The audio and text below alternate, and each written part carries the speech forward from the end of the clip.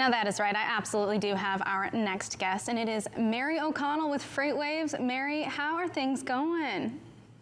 They're going good. How are things with you guys over there? I'm good. We're having a good time. Thomas and I are checking in today on the show, so it's going to be a good day. We're going to get in. It's always a nice switch up for a Monday. I know. We're loving it. So we're going to get into a couple of things, the effects of Shanghai and the 3PL world. First question off the bat, what have been the effects of the backup, especially in the 3PL world? So it kind of depends on, I would say that the overall impact of it would be that obviously if you are a 3PL that focuses a lot on international shippers, or you have something where you are importing a lot, obviously you're going to be affected. Your customer's business has gone down. You're not really you're not really getting those loads delivered that you can move in. And that could be affecting other. Basically, it's just, as we all know, a nice ripple effect of what happens afterwards. But pretty much as a result of cargo not coming in, other shippers that might not necessarily rely so much on those imports can't get the goods in the country to make what they need to make. And as we all know, like if you can't make screws, then you can't make doors and you can't put them in a house or something like that. That's just probably a poor example, but you kind of know what I'm saying, that the ripple effect is felt everywhere. And it's not just exclusive to the 3PL world. It's exclusive to everyone. And I mean, like Thomas and Tony were saying, that it's going to be very interesting when they finally are able to open back up, and hopefully we don't have the 100 ships waiting in the San Pedro Bay again. I think that's a great point, Mary. We're talking about waiting. It is definitely, we thought that the port of LA backup was bad. Well, when we look at Shanghai, Shenzhen, and other places, it's kind of getting backed up right now. And by kind of, it's getting a little scary. One thing I'd read said that the truck drivers are being turned away and they couldn't come into the city. But, you know, looking at a brokerage, you've got your guys who do your drayage, you got people who rely on that. You know, what do you tell your customers? I mean, like, are we there yet? What would the next steps be if you had these accounts and you're basically waiting in line? I mean, unfortunately, there's not much you can tell your shippers, because the one good thing about it is that since it is such national and international news, that it is making those headlines and everyone is like very well aware of it. Whereas before, when there was maybe, I don't know, 40 to 50 ships in the San Pedro Bay, you're like, no, look, it's there, it's in the bay, you have to wait. But it wasn't getting as much attention. So it was kind of like, well, is it sitting there because you failed to get an appointment, or like, why is it sitting there? But now we all kind of understand that, like, well, everything's stuck, we're a waiting game. So I know that historically the Chinese ports have been able to catch up and dig themselves out of holes faster than the U.S. ports have. The only issue this time is that the ports are technically open, but there's not really a lot of workers available. Truck drivers have to have like 2 COVID tests, and they have to have a pass that's only good for like 24 hours. So it's going to take them a lot longer to get dug out. And so pretty much the only thing I can recommend that you say to your shippers is like, wait, or see if there's a way that you can start sourcing materials from other locations, which has been something that people have already started thinking about. I know that a lot of stuff is considered to be reshored or nearshored back to at least just North America in general. I think Mexico finally surpassed China this past quarter in being like the most trade between the US and Mexico instead of the US and China. So people are already trying to seek alternative suppliers and alternative ways to get their supplies, because as a result of, like, we've been in COVID now for 2 years, and like the rest of the world is open. And I think that China's zero tolerance policy is only going to hurt them in the long run, because other countries are open and are functioning and do need those materials. So I think that it's going to be more of a hindrance to them, and people are just going to find other suppliers and other options that can keep businesses flowing, because these interruptions on this scale I don't think it's going to be something that the rest of the world or other countries or even shippers will continue to stand for. It's almost like we're to the point where we're going to have to do whatever we can do just to get product moving, right? Yeah. pretty much like we saw last year in with the Halloween costumes stuck on a boat for until December, and all of the Christmas stuff that was supposed to be for last year will probably make an appearance this year. I think it's just going to be some of the stuff like that where no one's really going to settle for, it's been 6 months and I can't get anything that I need. I know a lot of retailers have pulled stuff forward and consumer demand has gone down, so that is extremely helpful in that area. But I think it's just going to be a hurry up and wait to see how fast we can get the goods we need out of China. I like what you're saying with hurry up and wait. The joke would be, I can finally get Halloween this year because it's been unloaded off the ship. And so yes, I like you're talking about inventories and supply chains as well, just because, do you feel that there may be the potential for a rubber banding effect? I know a lot of our imports come into LA, Long Beach from China. And right now we're saying, oh, well, the ports in LA are finally getting caught up, but nobody's seeing this pin-up thing and what's going on in China. What do you have any predictions on what that may mean? Do you think that people are, for a brokerage as well, is there the potential for some fat money potentially? If we got this situation where there's a powder keg of capacity, we have this potential rubber band effect. Is there gold in them there hills? I don't know if there's gold in them there hills, but there's probably silver and copper. Because like we saw, I think this time, the optimist in me says that yes, there's gold. When ships come moving again, everything will be good. It's the perfect time to send all your trucks out there, bid all your business out there, get everything out there so that way you can make money while the sun shines. However, like we saw last time when there was drivers would sit for 4 hours just waiting to get in to the port to get a load and come out. I think we might see something similar to that again. But I'm hoping that since we learned our lessons from last time, we can kind of implement some of those things. We won't have containers sitting on, and we won't have empty containers sitting on chassis. We are still going to have those equipment problems that we had before. So if something is broken, we are going to have we still won't have the replacement parts to fix it. So I don't know if there's gold in them there hills, but there's definitely silver. So when all of those boats start coming over and, as we can keep an eye on it in the maritime index, we can see those start to come in, those volumes will skyrocket up. I would not be surprised if the spot market in California shoots up as well. And we see that influx of people, carriers driving over to California to then help get those loads to the rest of the country.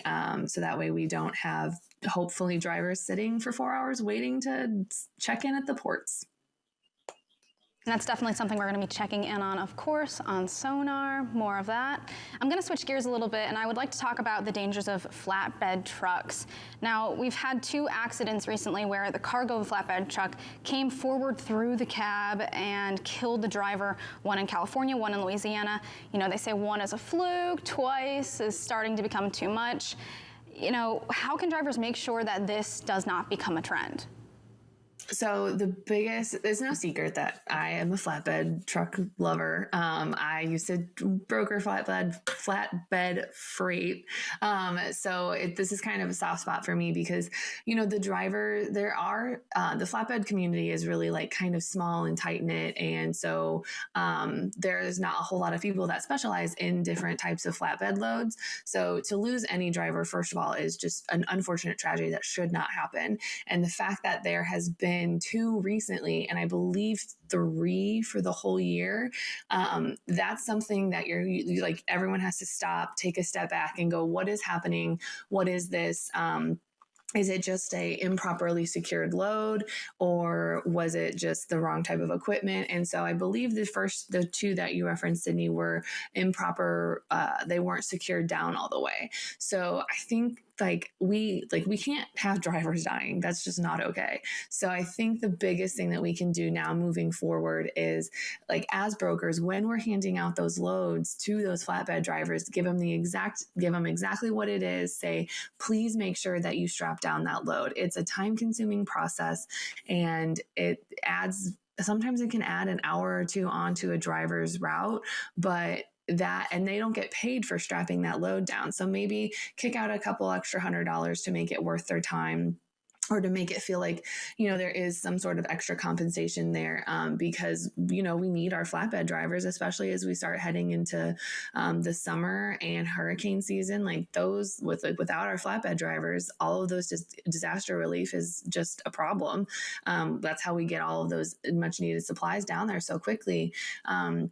But just stress the importance of taking the time to properly secure those loads, because otherwise, like, the extra hour that it would take to strap down that load is worth a life. Like, you can't put a price on that. So I think it's just now on everyone to really remind everyone, really stress those safety protocols and everything that exists for a reason to protect driver safety. And also, if you're out there on the road, don't cut off a semi truck.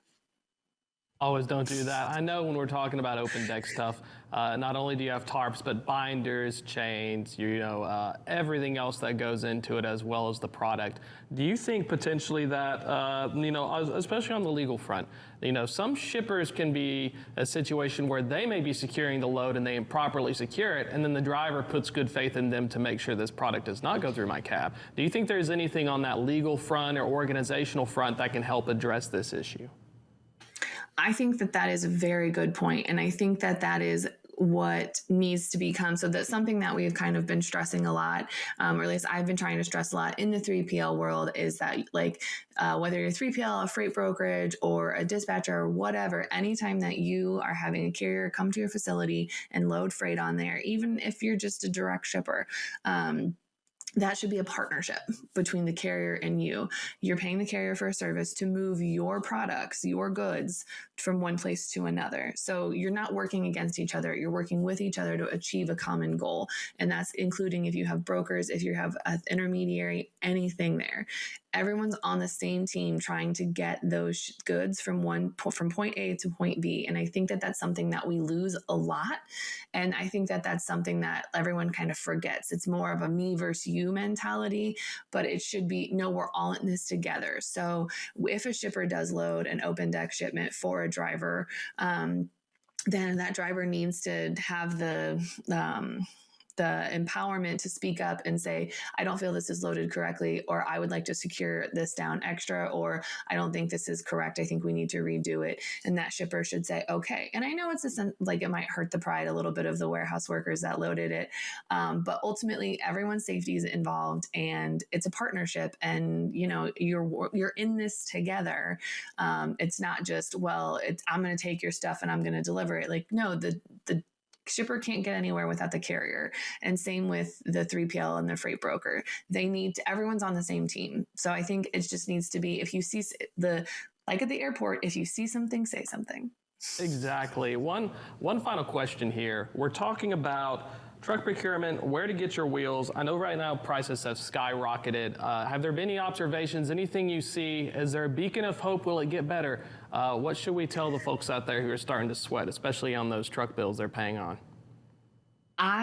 So again, it's going to come back to those relationships if you're a carrier that might have just entered the market in the last year or two, chances are you bought a truck at a very high price, whereas people maybe a couple years ago got it at a much more discounted rate, as we see that used truck prices really have not gone down. So if you are someone that has all those bills and the higher operating costs, and when you do have to get replacement parts, they are more expensive because labor is more expensive and because finding those parts is so much harder.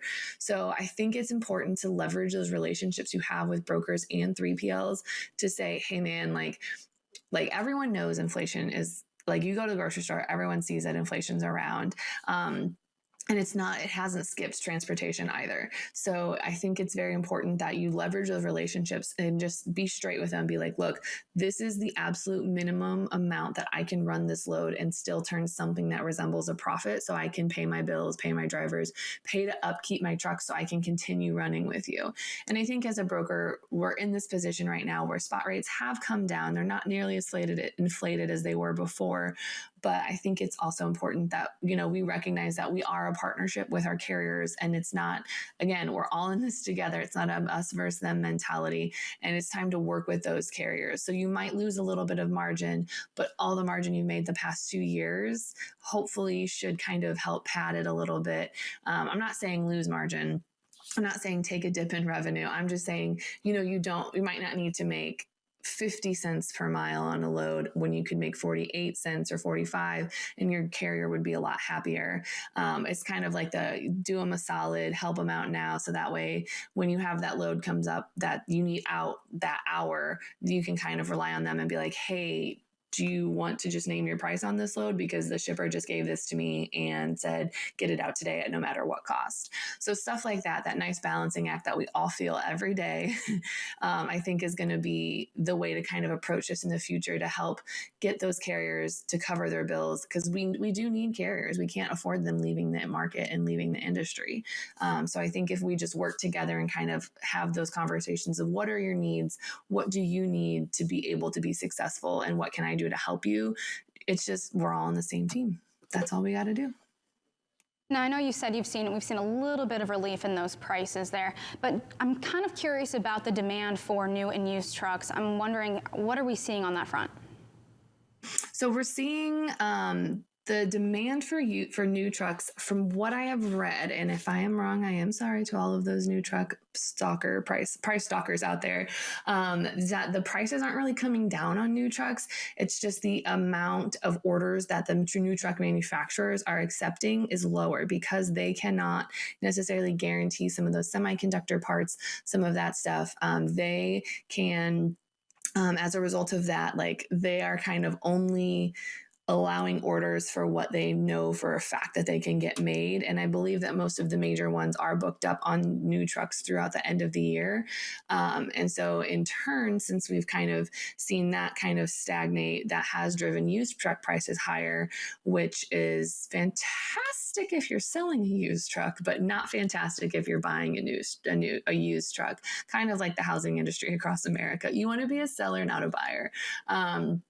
But those used truck prices are coming down, but not significantly enough. I would not say that, the prices are coming down, it's going to ease up and used trucks will be more affordable. I think until we kind of level out the demand for new trucks and everything like that, those used truck prices are going to continue to soar because a lot of carriers who would have typically bought new trucks over the past 2 to 3 years, they haven't really been able to because those trucks haven't been there, or they've been at 9-month lead times as opposed to the 3 to 6 that they otherwise would have been. So I think we'll start as more trucks keep getting fulfilled. And again, it's going to get delayed more now that the Chinese ports are closed, or not really functioning, and they're on such an extreme lockdown because that's where a lot of those semiconductor parts and everything are made. So I think we'll start to see, once that opens, we'll start to see those truck orders get filled much quicker. And then maybe some new truck orders will be opened up at the end of the year for some of the major manufacturers to kind of help catch up production. And I think as we're not like almost a year out for new truck orders, that's when we'll see the used truck prices decline. So unfortunately, I think we are quite a bit away from seeing those prices come down. We got a little bit of a ways to go. Final thing real quick before we hit the break. I know your newsletter's coming up as well as Check Call. Anything you want to preview real fast before we turn it over? Yeah, this week on the podcast, which airs tomorrow at 12:30, is we are talking about recruitment and how to really kind of make it a little different. And we're talking with Jim Bivens from Armstrong Transportation Group, and we're really diving into the recruitment process. What do you look for, and whether you should hire off a resume or based off a company culture, and just kind of the benefit of having an entire training team and senior leadership buy-in for new recruits. Looking forward to it, Mary. Thanks again, as always, for coming on. Super excited. Check it out. Check Call, our 3PL expert, Mary. And, don't touch that internet dial in the meantime, because we're going to hit a real quick break. But once we come back, we have a jam-packed, action-filled segment full of some phenomenal work by everybody. Stay tuned.